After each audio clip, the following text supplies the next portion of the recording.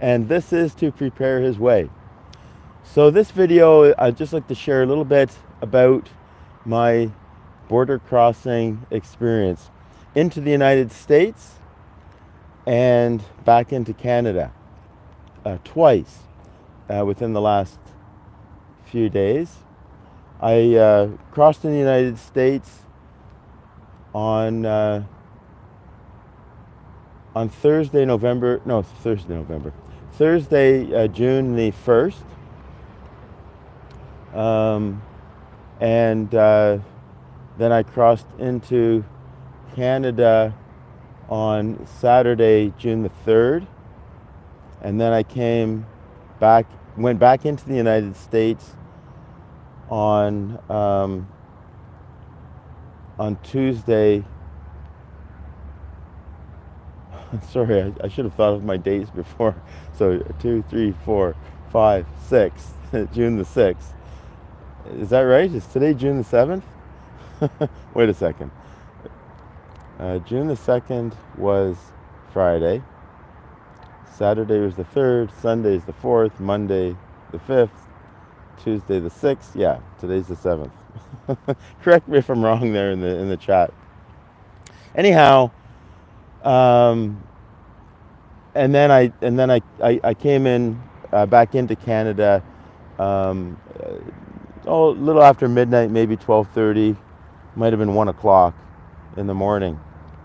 I crossed the same borders from Quebec into the state of Maine, and then into the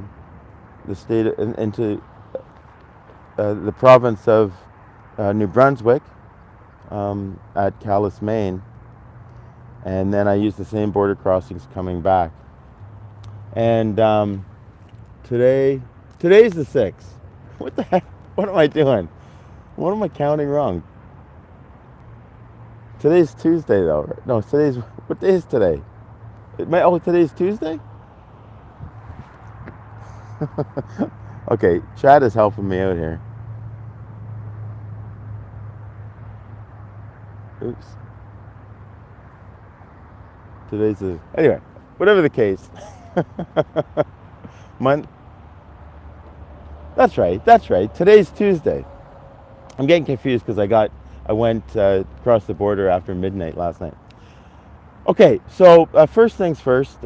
Coming into the United States, it's a very quiet border crossing, and it's at. If you look on the map, it's a place called, or near Coburn Gore, Coburngore. So of course, as many of you know, I don't see Canadian customs or border security, and as I'm going into the United States, I pass right by them, and I just stop going into from the U.S. officials. So I get stopped, and he asks a bunch of questions. Where are you from? Where are you going? Are you driving right through? And that was my plan. Ended up that I didn't go back into Canada till the next day, but he and then asked the usual questions about alcohol, drugs, tobacco, and firearms. And I told him I had about 3/4 of a liter of altar wine. I'm a Catholic priest, and I had I gave him my passport, of course. That's the way it's done, for the last 20 years or so here in Canada, and United States. It used to be you didn't need that, but now it's needed, and I just gave him that, or I don't think it's even needed for sure, but anyway, I give him that, and then I have my dog's vaccination papers, and he was like, "That's fine, thanks a lot," and he said, "Drive safe, have a good trip," nice. So then when I cross back into Canada, at Calais, Maine, and St. Stephen, New Brunswick, they did The guy asked me whatever questions, asked me, do I have anything to declare? Did you buy anything? And I said yes. Um, and he said, what was the value of it? And I asked him, does groceries get included? He says yes. So I took out, I had them separated. Um, so I had whatever, $100 worth of groceries or something like that, and I had $30 of repair parts. Remember when I had problems with the trailer there? So I gave him the totals. He wrote them down. Asked me about firearms, etc. And I think they asked about cannabis this time. And anyway, I told them the same thing. I had about 3/4 of a liter of wine to offer mass. I'm a Catholic priest. He says, okay, could you just pull over there? Now, the border crossing there, I think there's 2 or 3 border crossings between Calais and St. Stephen, or New Brunswick up there that way. And I just went where the GPS pointed me. And but it's so narrow. It's unbelievable. He says, pull over there. And I had to, I had to drive forward and then turn left and then turn right in this very confined area. And I'm pulling this trailer. I don't know how any bigger trailers could go through there. I didn't see any signs saying, trailers should go to different border crossing. Maybe they're there and I just didn't see them. But I'm looking in my rearview mirror and there's this huge curb. It's about 18 inches high, it seems to me, and it's very sharp. It's very rectangular, and my trailer wheel is not going to clear it. So I had to back up and maneuver, and thankfully I have enough experience with the trailer, to be able to navigate that a bit. And the guy was helping, and he was a nice guy. But in both cases, they were young guys in their 20s, who were both at the United States going in and then going into Canada and New Brunswick.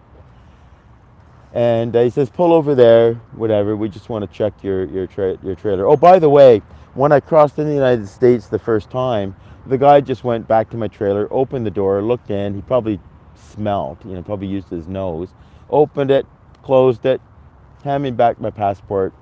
Have a great day. But here they said you have to pull over there because Canada, we have to have a lot more government employees, right? So that border crossing is a big building, and I don't know how many employees I saw in there, at least 6. And I think there was more. I think there might have been a lot more than that. Anyway, I couldn't get over there. I said, look, I can't get over there. He said, okay, we'll just pull over there, which is definitely would be, the easier thing right from the beginning. But anyway, and they go through my trailer for like 15 minutes, 2 of them, a man and a woman. And, that the lady, she was having trouble getting the step down, because the RV has a step that folds underneath the trailer, then you pull it out. And she was having trouble with it. It is a little bit finicky. There's a lot of things, but my stuff is not new, so there's a lot of finicky things. So would you like me to help with that? Yes, please. So I put the thing down. She said, oh, I have the same problem in my trailer. So it starts off nice and friendly. And then the 2 of them go in, and I'm like looking in because I want to see what they're going through. I want to see if they go through my mask kit. You know what I mean? This is holy stuff, right? I want to see if they're going through my dirty clothes or something. I don't know. I mean, there's nothing that I'm hiding. I'm not smuggling anything in, but I just want to see what they're going through, and I want to be able to put things back and make sure that everything is, stable in the trailer. When I drive away, the things don't go flying all over the place. Anyway, the guy says, "On the curb, sir, on the curb." Okay, man, okay. Anyway, that was a frustrating experience. And then of course, after I crossed the border, um, I processed it a bit, and part of my processing was, they are doing their job, and it's good that they search things. It's good that they do these things, um, because keep, keeping us safe, right? But the reality is that professional smugglers, they know how to get things through, and I did, I did take it a little personally, because I'm not used to being treated like that. But anyhow, so I just kind of processed that, and I kind of thought it was a bit like, maybe on the emotional level. Maybe on emotional level, I'll take a look at the chats later before I sign off here. I won't be on very long, I don't think. But on the emotional level, maybe it's somewhat similar to how some engaged couples, or some, kind of lukewarm Catholics would, when they would come to me for things, and I, they weren't practicing their faith, which, I'm sure that some of them thought that I was trying to punish them or something. I wasn't never trying to punish them. Like with an engaged couple, I want to help them. A lot of times they were living together before marriage. They had enmeshed their lives by, signing a mortgage together or something like this. And it's really going to affect the validity of their marriage. And I want them to go to heaven. So I'm trying to help them. But I'm sure for a lot of them, they just thought that I was maybe being very intrusive. And there's a form that we have to fill out as priests when we interview the couple, and we interview them. There's some things we can interview together, and then other things we have to separate them. And they're very personal questions. And I suspect they felt that some of them might feel like kind of violated, like they just want to get married in the church. And for a lot of them, they just want to get married in the church because their mom or dad is insisting, because they weren't taught the faith. They don't know about the precepts of the church. They don't know that if they don't get married in the Catholic Church, it's not valid if they're a baptized Catholic, and it could be easily annulled or declared null. Well, it would be an invalid marriage on the face value of it, and but probably for the most part, they're like, we don't need marriage preparation. We don't need this, right? So I'm just thinking, I'm just trying to process this, because I don't want to have resentment against border control or anything like this. But boy, I'm going to tell you, it is a tough thing. Okay, fast forward to yesterday, Monday, the 2nd, 3rd, 4th, Monday the 5th. Today's the 6th, and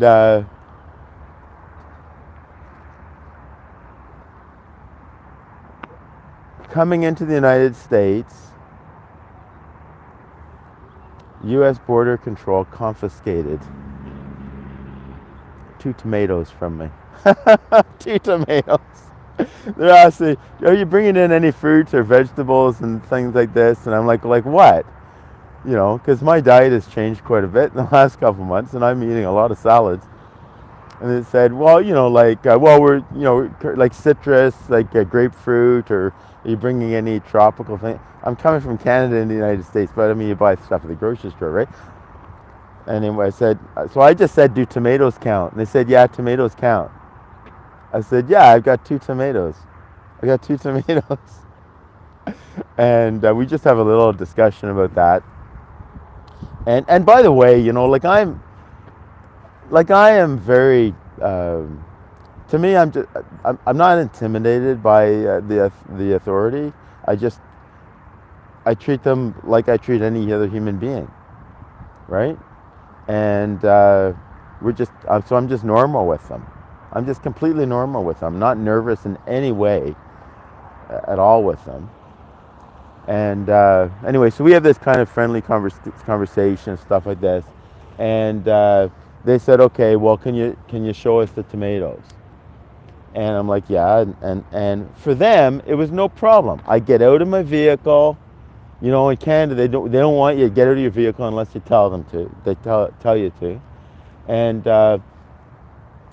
I get in my vehicle. I go over. I unlock the I don't know. It might have been. I think I unlocked it before, in anticipation, and they wanted me to open it. They wanted me to open it, and they wanted me to go in the trailer, and I was in the trailer with them. And I opened the fridge, and I said, and I dug to the back, and I said, "Here's the tomatoes. What else do you have in there, like in fruits and vegetables?" Well, I don't know. I've got like chopped onions. I've got.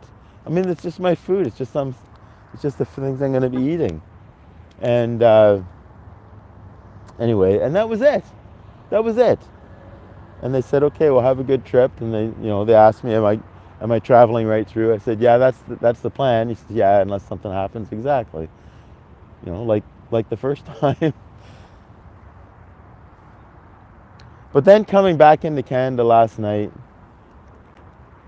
here I am, being struggling with resentment again. I get there, I'm tired, I have my destination I want to get to in Quebec before it's too late. I am getting tired, and I want to get to my destination so I can lie down and get some sleep. And of course, showing up at the border, I stopped and got some gas. Gas price is a little bit cheaper in Maine than it is in Ontario and Quebec. Even like factoring in the exchange and everything. I think it was the equivalent.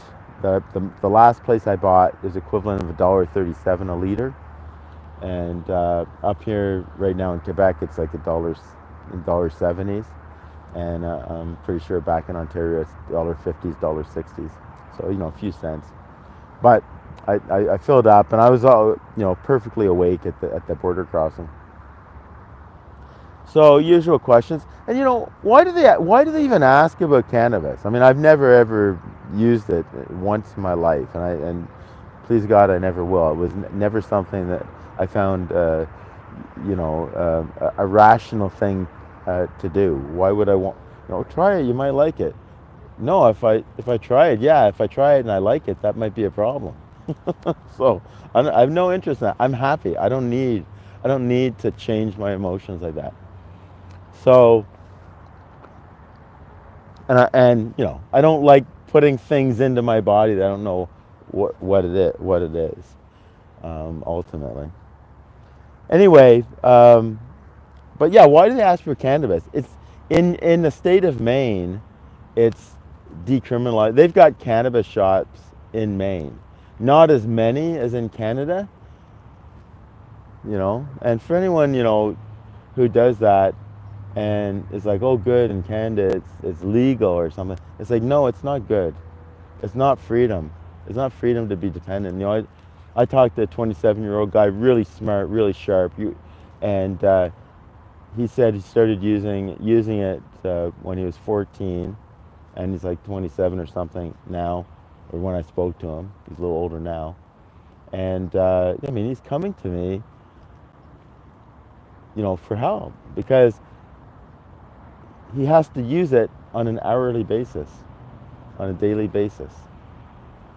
And someone might say, well, I don't have to use it every day, every hour. Yeah, well, it's still a dependency, and it still costs you money. And anyway, blah, blah, blah. The point is, it's legal in Maine, it's legal in Quebec, or it's decriminalized, I think, in Maine, and legal in Quebec. Why do they even ask for that? Why aren't they asking me, do you have any fentanyl on you? Why aren't they asking if I have any, things that are actually illegal? Anyway, sorry, my tone. I'm still kind of processing all of this, but anyway, this guy decides to search me. Search not me personally. Well, thankfully, could have been worse, right? Could have been worse. And he wants me to stay in my vehicle Where's your keys to the trailer? I give him all my keys, all in one, one, one, one thing. Oops, sorry about that. Here's my keys. Right? Big thing. And anyway, it's frustrating because I know he's not going to find anything. That's a problem. And he's going through it very thoroughly. And he doesn't want me out of my vehicle. I'm looking in the mirrors. I'm seeing the trailer jump all over the place. I'm hearing all sorts of things open and close and stuff like that. Oh, and the first time I could hear them open my backpack and everything. And it's just such a violation I find of my privacy. And so he was in there for quite some time. And of course he didn't find anything because there's nothing to find. And he comes back, okay, there you go, sir. You're free to go. I'm like, that was really annoying. And I had a little conversation with him and asked him his name. Oh, you're French and Irish or whatever. And just like me, da da da da da. And so here's my thoughts and feelings, I guess, after I left, because we are driven by our emotions, like it or not. And well, I was ticked off. I was ticked off because that was like an extra half hour or something, and there was he was there, and again, probably I'm gonna guess this guy might have been 30, and then there was another young woman with in the office, and she comes out. She's just staring at me all the time, looking at me. Of course, my passport doesn't have my beard. My cousins said that when I got searched the first time, she said, oh, you must be the 1 in 7 or something. So there's this idea that it was just a random thing. But then they said that my grandmother, God rest her soul, that she used to say they check every man if he has a beard. They're going to check you because you have a beard. That's okay. Maybe that's true. I don't know. And but coming back, I felt like I want to go back to the States. That's how I felt. I felt like this is my own home. I asked them. I said, "How come the American border, control are so much nicer?" He said, "What do you mean?" Well, they're like, "Welcome to the United States. This is my home, and I get treated like a criminal. I'm a Catholic priest." Now, when I say I'm a Catholic priest, I don't mean to say like, "Hey, I should be treated special." But if I'm going to be mistreated, I want to be mistreated because I'm a Catholic priest. You know what I mean? Because I could be mistreated because I'm a jerk with someone. I don't want that. I want some merit to being mistreated. So I say I'm a Catholic priest. So if they have any,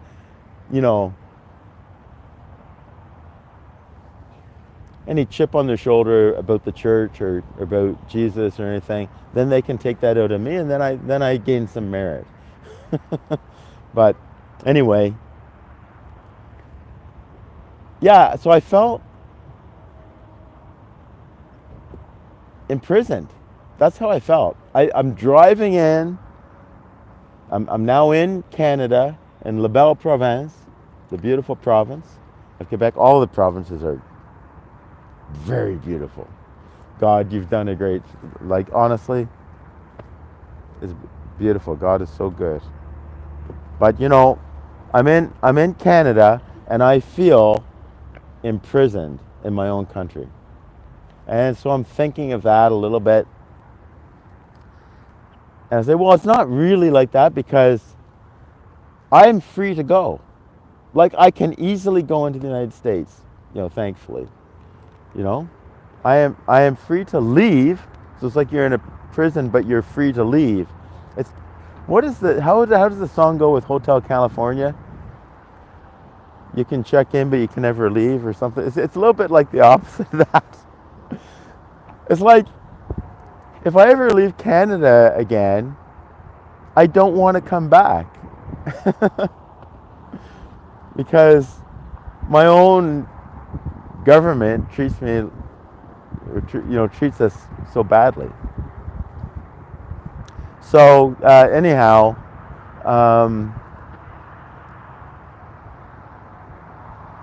then I was just thinking, the best way to cross the border, is, get someone to drop you off on the Canadian side. Like if I had a way of doing this, get someone to drop me off right at the border, and all I have is my passport, the clothes on my back, my wallet, money, credit cards, or whatever, and that's it. You don't have any luggage. You don't have anything, because obviously they don't search every trailer or every vacationer. Maybe the fact that I'm alone is like, oh, this guy could be a smuggler or something. Oh, and what a cover, he says he's a Catholic priest. I don't know what they're thinking. I'm sure they meet all types. But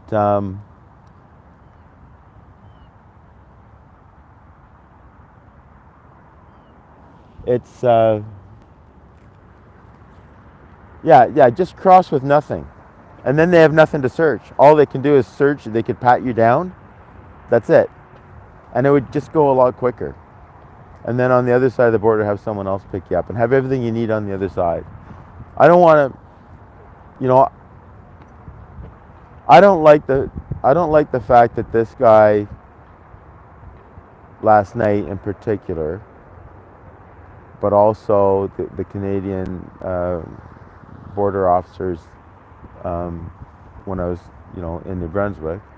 I don't like the fact that they could have opened up my mask kit, and they could have went through every single purificator, and I have, like used purificators there. I mean, we treat that with a lot of respect. And my traveling chalice and paten, and not to mention, I had, my Bible and the Roman Missal, and I don't know, and altar linen and blessed candles, and the other stuff that they see what type of medication I'm on. I'm like, yeah, whoop-de-doo. I mean, lots of people have type 2 diabetes and are on metformin. It's not a,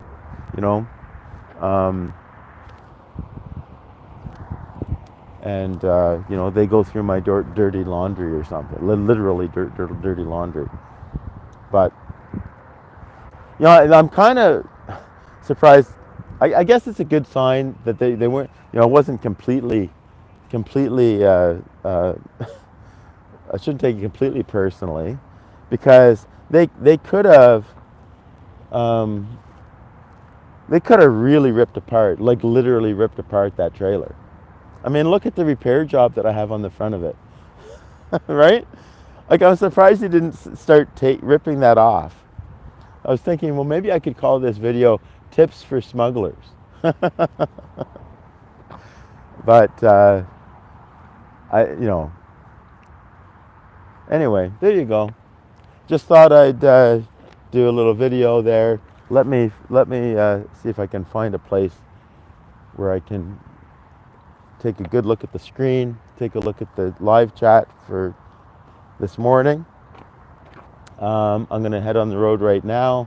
I'm going to, my plan is to go to Trois-Rivières, check out those 3 places, Saint Antoine Parish with the remains of Blessed Frederick Jansoon, with the, so there's my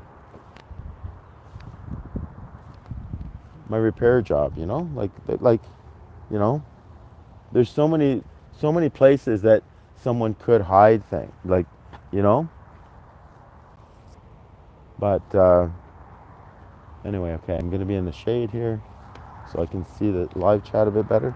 Um, so, yeah, so Saint Antoine Parish, where the remains of Blessed Frederick Jansoon, and of course Captain Madeleine, and the basilica, but mostly the chapel. I'm not a big fan of the basilica, but if I can, I'll do a live stream and show you all something like that, and then the cathedral, which to me is the highlight. It's because it's so beautiful. Our souls hunger and feed on truth, goodness, and beauty. And when I come across something that's beauty, I mean, of course, nature is beautiful. We need to look at the positive. We need to look at everything that is good. Thank God for the rain and the wind, and I thank God for this beautiful blue sky that we have here now, and you know, thank God even for the technology that we can look at the weather and I can decide I'm going to go here because it's not going to be cold and rainy. It's much more warm here, and it's a beautiful day.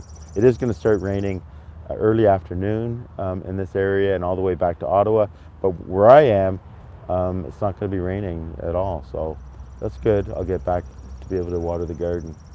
But anyway, there you go.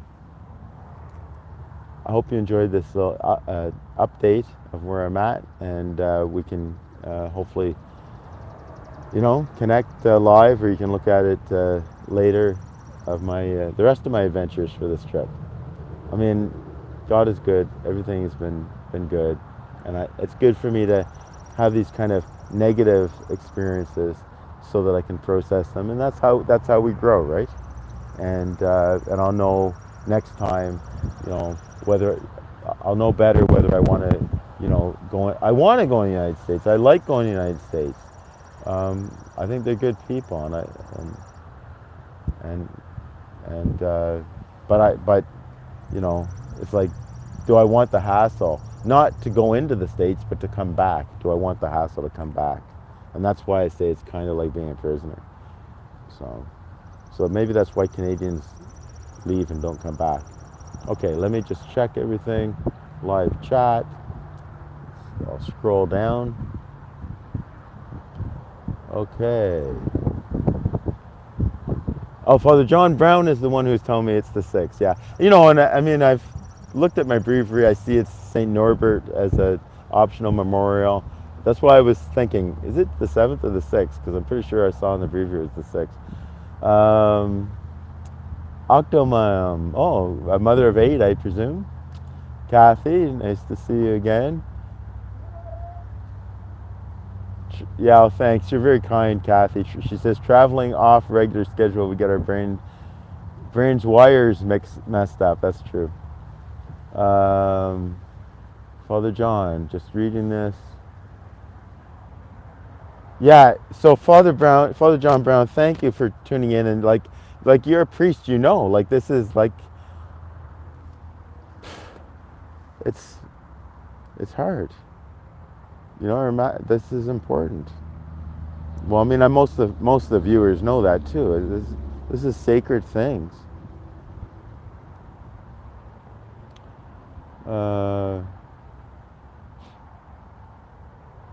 Oh, Mark Singer with the truckers. Yeah, I'm so grateful for the new viewers from the truckers, and I realize that not everyone is interested in my my Catholic stuff, but that's part of who I am, right? Obviously. Peter, my friend, welcome to Canada. Welcome spelt with a K, and in brackets, China. BA.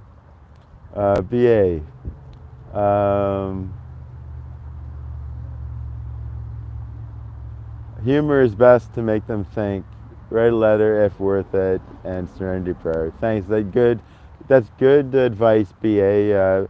For sure. I mean, anyway, it's always good learning experiences, right? So it's really anyway. I thought I'd just share that little experience and have a little bit of a teaser. It in the title, confiscation at the border.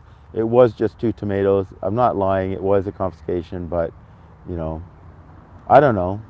The American ones, I realized they could. they, you know, luck of the draw or whatever, but my experience with the Americans is very good. Um, Still remember the kindness and truth of you walking through the truckers' protest. People are wonderful at heart. It's true. I mean, good people, you know. Okay. Thanks, Father John. Is just saying, come visit New Orleans someday. So, Father John Brown, S.J. No, FR John Brown, S.J. So he has a channel. He has some really good content that is maybe a little bit more substantive on the faith level than most of my videos. But there you go. Okay, so glad to see you all this morning, and I'm going to get on the road, and it's a beautiful day, and I am back home in my beautiful country of Canada, and I'm happy about that, and maybe I'll do some little commentary later, some of the differences that I found, and some of the similarities, just thoughts traveling through the States. Okay. Until next time, may Almighty God bless each and every one of you in the name of the Father, and of the Son, and of the Holy Spirit. Go in peace, live in the truth, live free.